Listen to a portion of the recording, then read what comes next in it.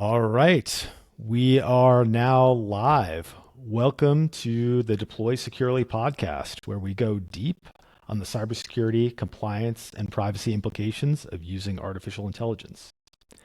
I'm your host, Walter Haydock, the founder and CEO of StackAware.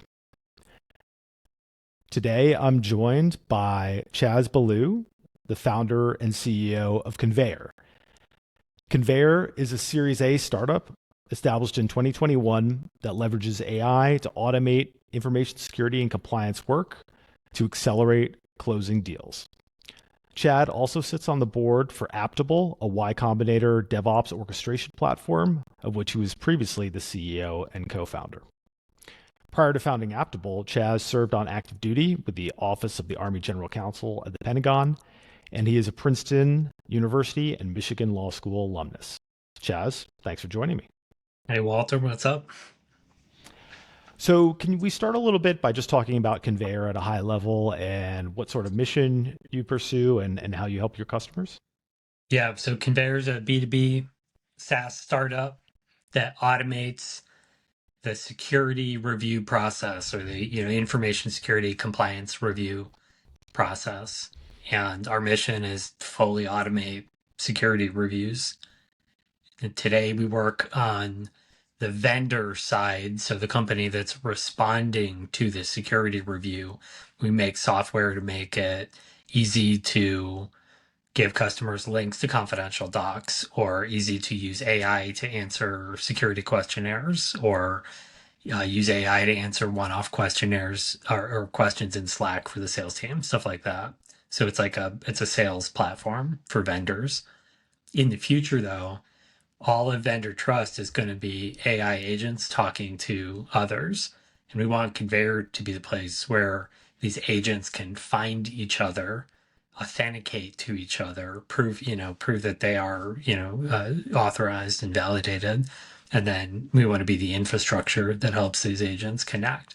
And what that means is that in the future, you could have a world where today, security compliance reviews and this stuff, it's like a lot of back and forth, a lot of time, a lot of manual effort. You could have a world in the near future, I'm talking like less than 5 years, where every security review could be perfectly accurate, perfectly in depth, like no loss of detail and instant, like a minute round trip or something, one click. That'd be awesome. That'd be really cool. So that's Conveyor. That's what we work on. We work on the vendor side today, and we monetize by basically selling sales software. But I think in the future, like I said, we're building a platform for AIs to find each other and connect. Got it. Yeah, I'd really love to drill down more on the AI agent aspect of things and would love kind of a more detailed description, but I'll just temporarily table that for now. And would love to understand at a higher level, you are helping companies prove to their customers and their prospects that they are secure. So, from my perspective, how you use AI would seem to be quite a relevant question when it comes to security. So, can you talk about governance at Conveyor at a high level? Yeah. So Conveyor is my second startup. We spun it out of my first startup, Aptable, which you mentioned, which is a DevOps platform. And we at Aptable, we did ISO 27001 and had an ISO style ISMS and privacy management program, and then did SOC 2 and high trust and some other stuff. And so when we spun Conveyor out, even though it was a small startup, we implemented an ISO style security management, privacy management program. And so initially, with you asked about how do we implement AI governance, there's the formal parts of it, which are our ISMS, ops, legal as well, like reviewing contracts and negotiating terms with customers. And then there's the informal parts of it, which are product and go to market. And what I mean by formal or informal is like highly specified and like reports up into governance. There's accountability, there's actual like policies, there's requirements, there's board reporting, stuff like that.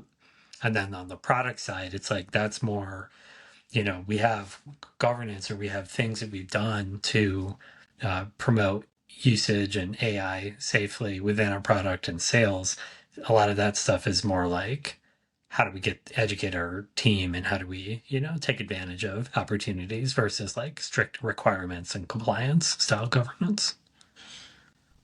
Got it. Got it. And could you say a little bit more about the future in terms of agents? That term can mean a couple of different things depending on whom you talk to. So when you mentioned AI agents communicating with each other, finding each other out, can you say a little bit more about that?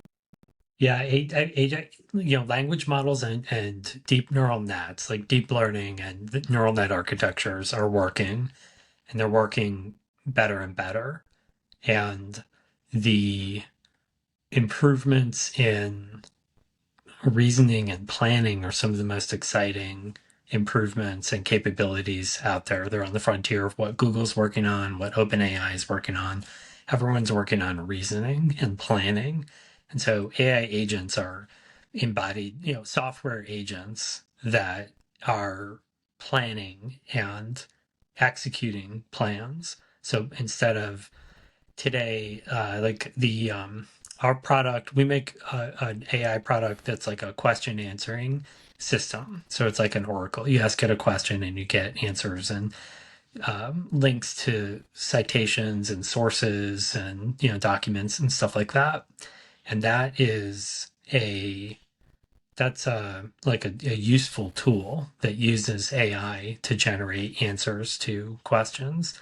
But an AI agent that was acting like a sales engineer or acting, like a GRC analyst or something at a company is able to take a look at an incoming RFP and say, this thing doesn't even apply. You're crazy. We shouldn't even do this, and filter it there.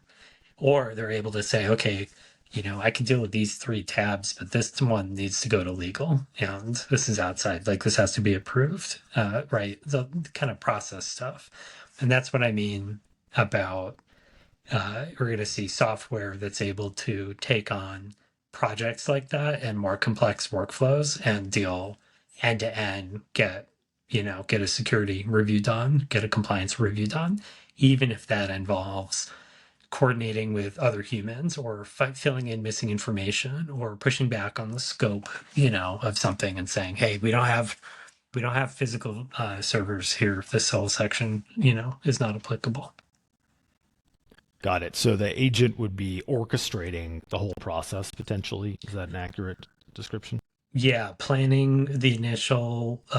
So like imagine for us, we do a lot of security questionnaires. So a security questionnaire comes in, that initial intake process, triage, making sure, you can set up to answer the questions, all the way from that to actually trying to answer questions, all the way, to releasing the answers back to the sales rep and saying, or the customer and saying, hey, this is done, this is submitted. Got it. Got it.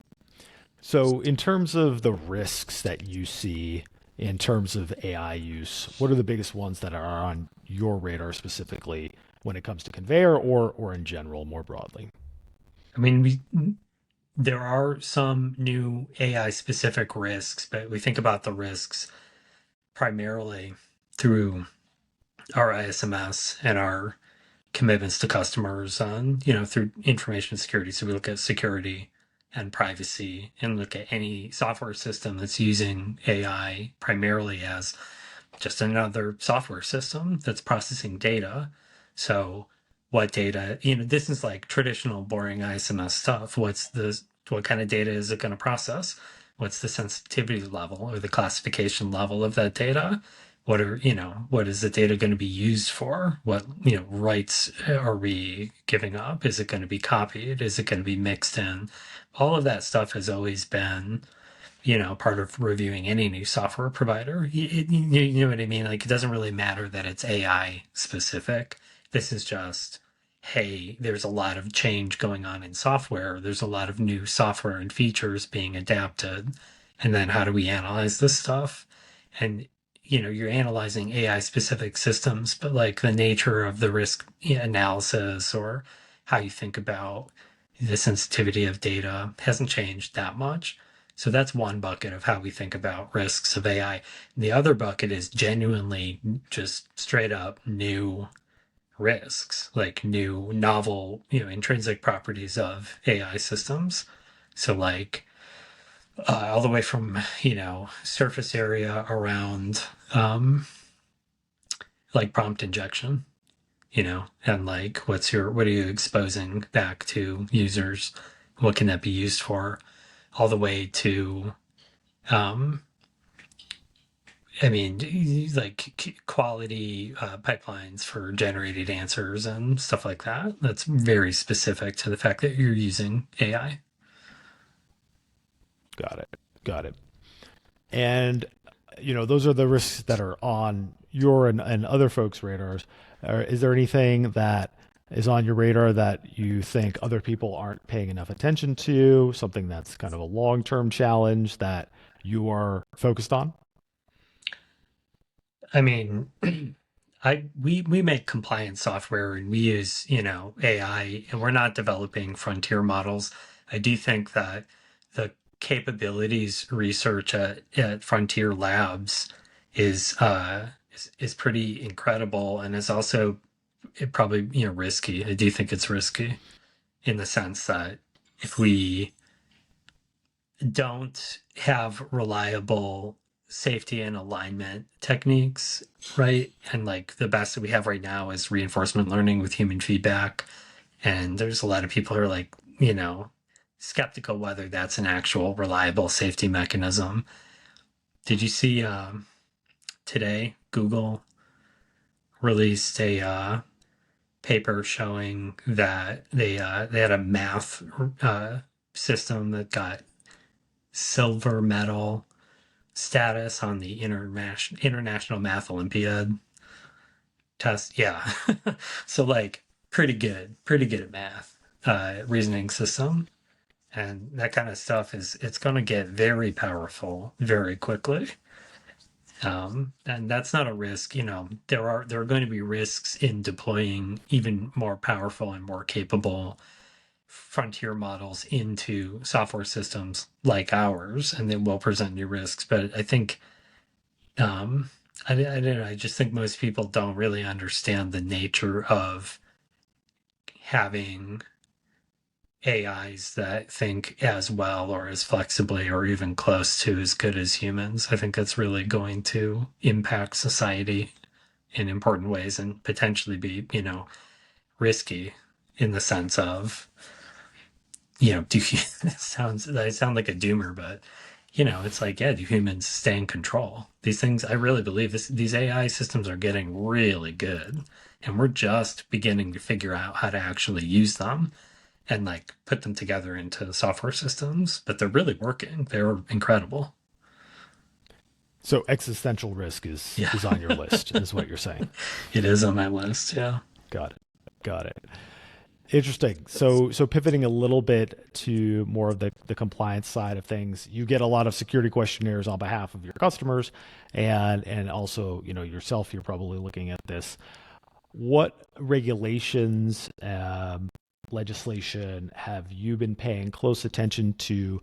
The EU AI Act was formally published in the EU Journal recently, meaning that its implementation and rollout timeline has kicked off. Is that something that you're focused on? Are your customers getting pinged on that issue? If not, are there any other issues that you're looking at closely? We don't, most of our customers are in the US and we do like GDPR compliance, but we don't specifically go to market in the EU. And we don't, our software would not be considered high risk anyways for the EU AI Act that's going into place. So that hasn't been as much of a concern for us. It's going to be absolutely. I mean, Meta just yesterday, right, launched, released their Llama 3.1 models, and I believe they specifically didn't do it in the EU. They held it back specifically because of compliance concerns. So it hasn't affected Conveyor directly, but we absolutely see it coming. And if you look at the in the EU Act specifically, if you look at the requirements for um, I had them written down here. I put them aside, but there's like 9 requirements or something like that for high risk processors, and a lot of them on their face are reasonable. It's like do a risk assessment, have human oversight, be able to report, design the system to be safe and secure and protective. Like these are fundamentally like good governance objectives to have, anyways. Um, the one you asked about, like, what am I tracking or what's on my radar? California State Bill 1047. That one, that's a big one. I think we'll see, depending on how the US election goes, Trump and Vance are going to have a very different AI strategy than, Biden, Harris. And but I think we're also going to continue to see a different strategy than the EU, which is to say they're unlikely to regulate aggressively in AI capabilities in the United States the way they're doing in Europe. And I mean, we'll see what happens, but it may be that Europe falls behind in capabilities. Yeah, I certainly can see that happening. Personal opinion that the EU has decided they're going to be a regulatory superpower, and the United States is going to be the economic and technological superpower, and they can potentially draft off of us with some of their regulation. On the California state bill, you can decline to respond on this, but would love your thoughts on that. And if you could, for our audience, just explain a little bit the requirements at a high level of that proposed legislation. Where it is in the process, and if you have any commentary on it. Yeah, so it's a state bill sponsored by Scott Wiener, who's one of the state reps from San Francisco, and it proposes to regulate large models and impose liability for harms on both the model providers and anyone who fine tunes or like uses a descendant model.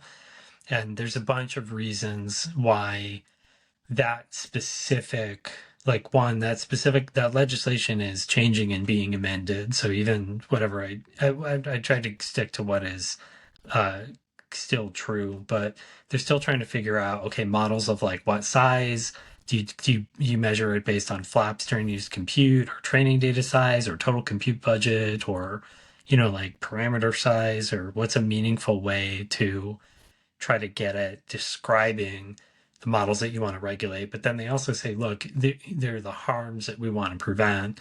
And then there's categories of harms. And they're saying if you use, a model and it has these harms, then you're on the hook for more liability, which I think is like fundamentally good. Ultimately, like AI doesn't change like crimes, or like there should be liability and the potential. I mean, what did anybody estimate how much damage did the CrowdStrike outage cause? Like, what was the economic impact of that? You I know? saw something like $5 billion Yeah. recently. Just So imagine if you had a system that was like, I'm going to intentionally,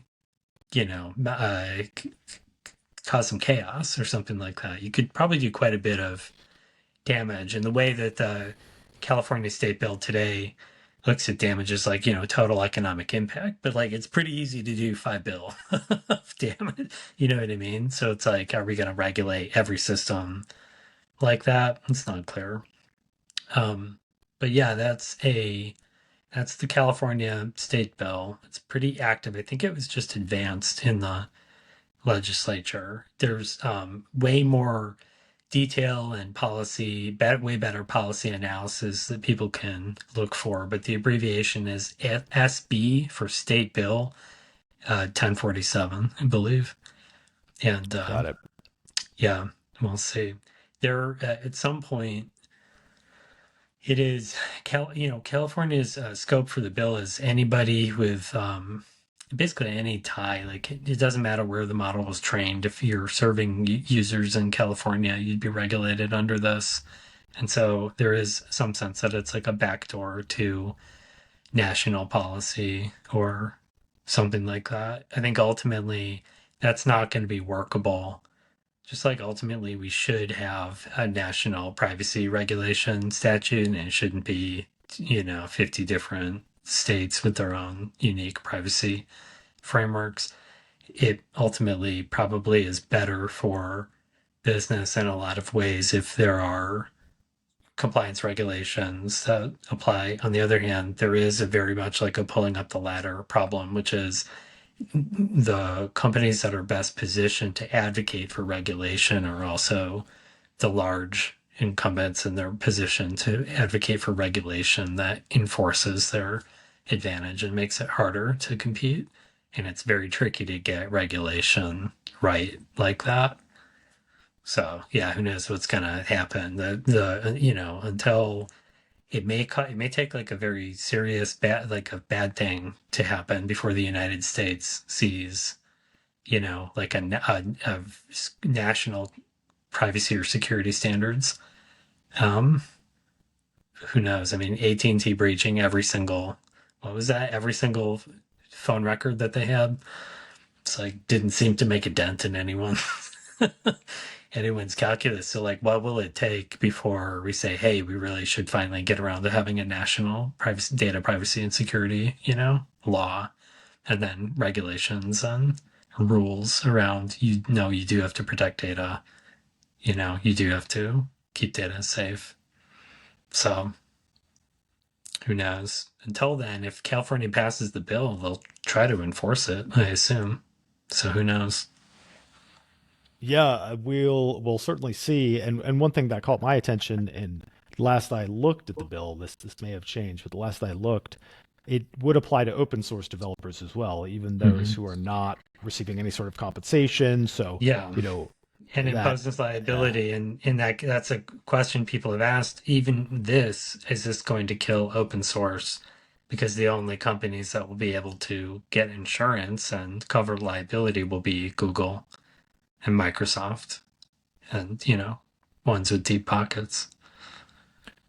right. Yeah, I mean the risk if you're going to be and actually I think there's some requirements for attestations that developers need to make. So Hmm. if you're an open source developer doing this as a hobby and you need to make certain attestations under penalty of perjury, the risk reward calculus kind of changes quite aggressively. So could have some impact on The innovation. flip side is, I think very soon, you saw even within a generation of GPT-4 to now GPT-4o mini, the quality, you know, has basically held consistent, maybe improved in some ways, but the cost and the speed have dramatically decreased.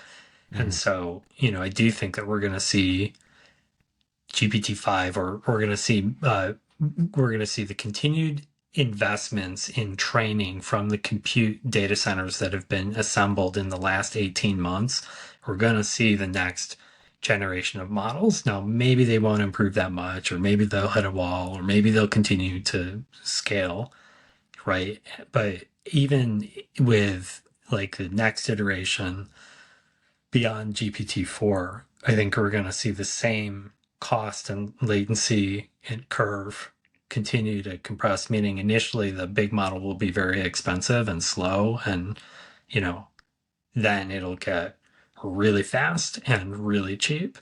And at some point, we're going to cross a threshold where open source developers and anybody can actually come up with something that might be dangerous. Honestly, it's so easy to jailbreak any language. So like nobody's come up with anything that's I don't know if you know about like jailbreaking or hacking like model systems, but like we don't have good safety controls, or good technical controls around safety. And so in some sense, yeah, what if every open source developer has access to legitimately potentially incredibly awesome and amazing models, but also maybe potentially harmful models? What do we do about that? You know, you can't, I don't think you can make like a bio lab at home, even though you could. I don't think it's legal. Like, you can't do like, this is what some people are concerned about, is that AI will allow people to make, biological weapons or chemical weapons at home, with ingredients that they can do in basic chemistry. And it's like, Is that dangerous? You know, I don't know, but it might be in the future. And like, what if Llama 3 can already do that? What if Llama 4 can, do that kind of stuff trivially well? Like, do we actually let everybody with an open source, the ability to go download the model and run it, do that? It's not clear. I mean, I worry about captured by the big players, but again, I also worry about risk around this. And it's like fun times, but very uncertain. Indeed, indeed, yeah, a double-edged sword. My perspective is so StackAware does penetration tests of AI chatbots. So I've seen a wide range of different systems in terms of their resilience and their safeguards and things like that. And my opinion is that we're going to need to rethink a little bit how we think of data confidentiality, integrity, and availability, and think about it more in a probabilistic manner. So, we're going to need to accept that something's going to go wrong a certain percentage of the time and look at the likelihood and look at the impact of it going wrong and say, hey, is the risk worth the reward? With the understanding that there are things like existential risk out there, lowering the bar for chemical, biological, radiological, nuclear weapons, certainly. Those should all be factored into those calculations. Yeah, hopefully, if you're talking, well, it's one thing to talk about open source and what anybody can cook up in their garage. It's another thing to think about, like, well, okay, what's the surface area and risk profile of a B2B SaaS app? It's like, okay, well, that's simpler, that's more contained, more addressable. Definitely, yeah. That's something that we're helping folks do. So, moving a little bit to a different topic, in terms of return on investment, you run a business. What are the highest ROI steps that someone can take if they're deploying AI tools, whether it be third-party SaaS, whether they're running open source models? What are the highest ROI steps you would recommend? Yeah, I thought about it's a good question. I was thinking about that. Honestly, like, it's not fancy. Like I said before, it's the basics. It's honestly just having a decent ISMS in place. And again, we're, 26 people, Series A startup. And the only reason we have an ISMS, an information security management system, and like formal security and privacy management and governance and asset management and risk management and stuff like that, is just because we came through Aptable and had, the ability to put together a security and privacy governance program that was protective, but also not too heavy and not too, compliance theatery. That had like the right amount of juice to squeeze, ratio. So we still use, for example, like we use ISO as our framework, but at Conveyor for auditing, we only do SOC 2 today because that was something where it's like, do we really need to go through the ISO cycles? Our customers are happy with SOC 2. When we go to do ISO and all of that, we're going to be in great shape because we already do it. But that's an example of something where, at 25, 26 people and just looking and talking with our customers, it wasn't necessary. So we made that like something to do later. So that's what I mean about like trying to keep it pretty pragmatic and not over index. Like you don't win an award for having the best security program, you win your award for having the best products on what customers want.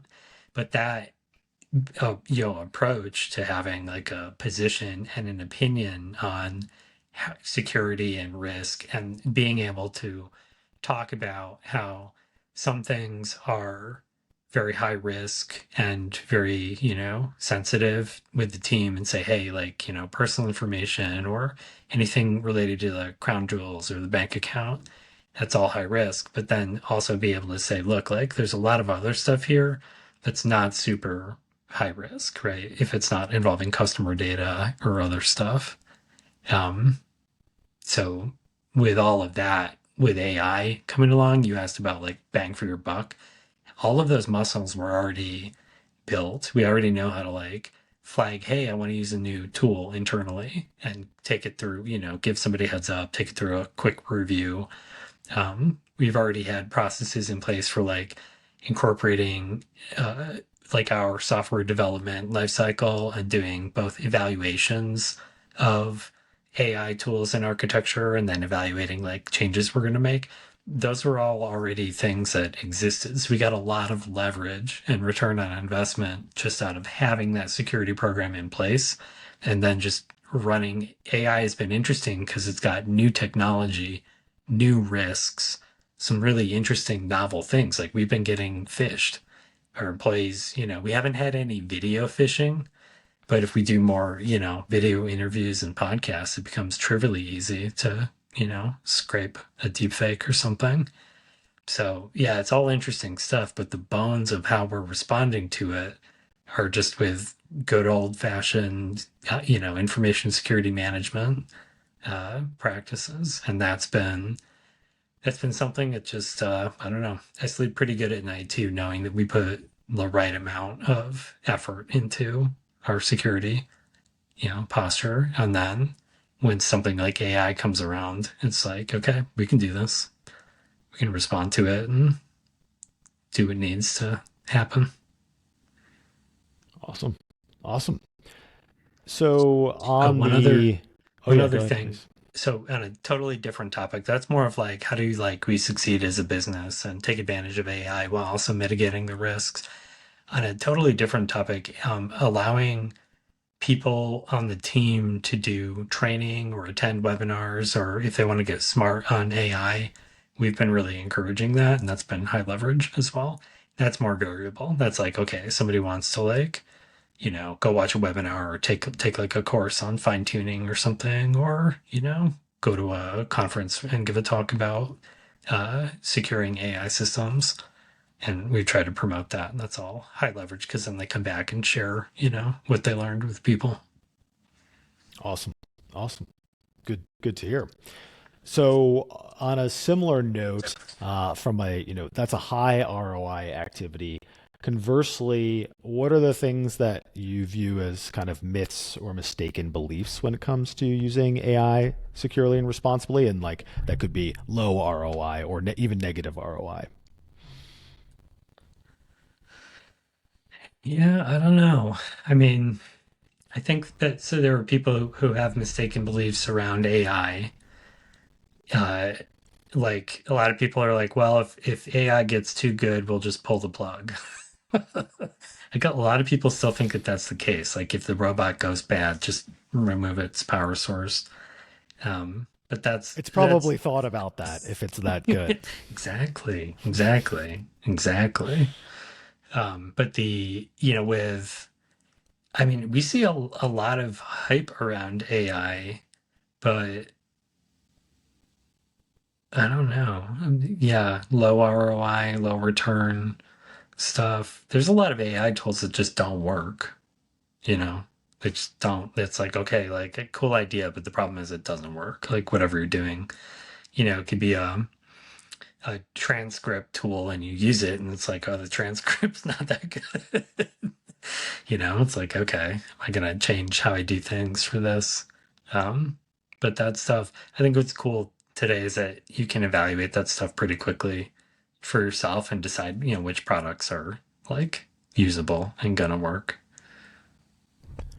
Got it. So some AI tools and systems themselves might be low ROI just by not working very well. Yeah. Got it. Got it. And then in terms of the kind of landscape of thought leaders out there, who are people that you follow, that you pay attention to, who speak on these topics and you would recommend our audience take a look at? On AI in general, I listen to and follow the guys like Jeff Hinton and Joshua Bengio and Ilya Sutskever, who are, these top researchers in AI. They're all of them are thinking or talking about safety and, security and responsible use of very powerful AI models. Um, Eric Schmidt, the former Google CEO, is also going around spending most of his time talking about AI and expressing, safety concerns on that kind of stuff. And so, I mean, big picture, those are the those are the people. I'll send you a link or two to some videos. I don't know how you post the podcast or have show notes or something, but I'll send you a few videos on that stuff. And then in broader terms of just like AI compliance, there's a couple good Substacks and newsletters and people to follow on AI governance stuff. And I'm forgetting if it's Nathan Lambert's or somebody else, but he has a good Substack with some coverage of the California SB 1047 bill. So I'll send that to you as well. We can post that in the show notes. Yeah, definitely would be happy to have those resources and add them to the YouTube and Spotify and all that when we post the show. So as we move toward the close of this episode, is there anything that you'd like to plug from your perspective? Kind of open season here. If you want to talk about your company a little more, that's great. But if there are any other blogs, podcasts, resources you'd like to share, that'd be great. Yeah. Well, our company, we do compliance forums and we launch support for RFPs. I know that's a huge thing for a lot of companies responding to RFPs. So that's the thing I would plug about Conveyor. We can use AI to automate responding to RFPs. And then I think this is not related directly to AI, but Jim Keller is really interesting. He's a chip designer. He worked at AMD for a bit, and now he runs his own a startup it's called Tens Torrent, and they do chips for AI. It's really cool. He's been on Lex Fridman a couple times, and he gives talks, but it's always really interesting and inspiring to hear Jim Keller talk. And I'm always, anytime I listen to one of his talks, I always feel inspired. So yeah, that's what I would plug. Again, we can give you a link or something to some Jim Keller talks. Yeah, that'd be awesome. Would be happy to share that with our viewers and get more good information into the data supply, so to speak. Yeah, yeah. Well, Chas, really appreciate you coming on the show. It's been a good discussion. Learned a lot about your approach to AI governance, security, regulation. Really appreciate you taking the time to come on. And yeah, with that, I will let you go. Cool. Awesome. Great to see you, Walter. Thanks a lot. Bye.